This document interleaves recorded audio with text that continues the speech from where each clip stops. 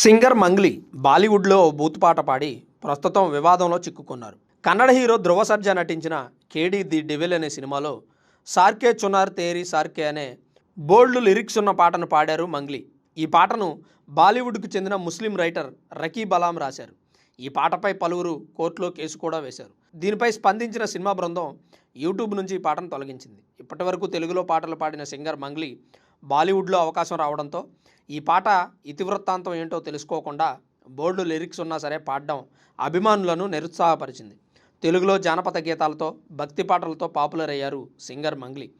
ఆ తర్వాత ప్లేబ్యాక్ సింగర్గా అద్భుతమైన పాటలు పాడారు. ప్రస్తుతం బాలీవుడ్లో ఆమె పాడిన ఈ పాట వినడానికే అసహ్యంగా ఉందని మహిళా శరీరాన్ని బూతు పదాలతో వివరిస్తూ పాటను రచించిన విధానంపై మండిపడుతున్నారు సాహిత్యవేత్తలు. సాహిత్యం అంటే ఇదేనా? పాట రాయడం అంటే ఇదేనా?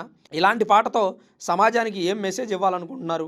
ఈ పాటను పాడి రాసి ప్రేక్షకుల మీద రుద్దాలని చూడడం సాహిత్యం అనే మాట కనుమరుగైపోతుంది అనే విషయానికి స్పష్టమైన ఉదాహరణ.